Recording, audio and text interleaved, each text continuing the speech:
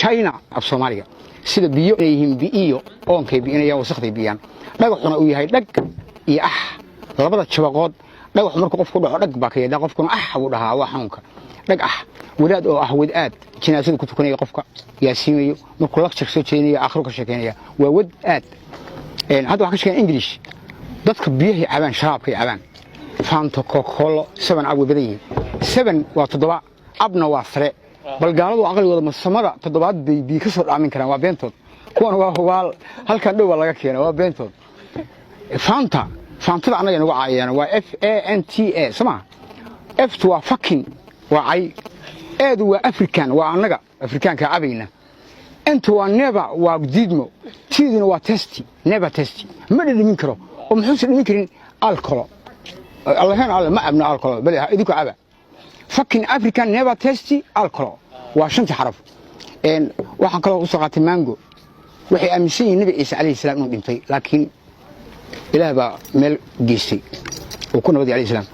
مركا مان وانين جونا وتجتانوي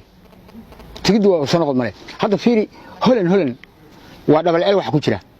أنا هذا واحد قرنا لونج لايف مركا معنا هو home of long life and never die وجورجي نورش دير لها أو عن لقول من China كتير China كدرن China واحد كعروق بالمية كتير وما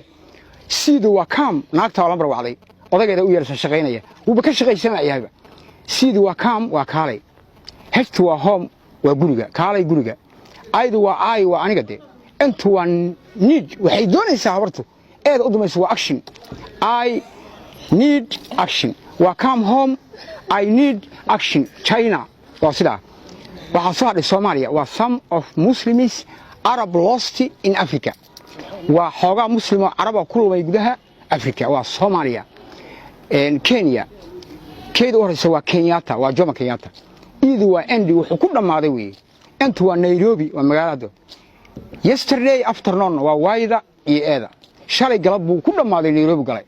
مركي قرح سيدا عيسو لو دعوي ما سو لابنيا كودان waa Kenyatta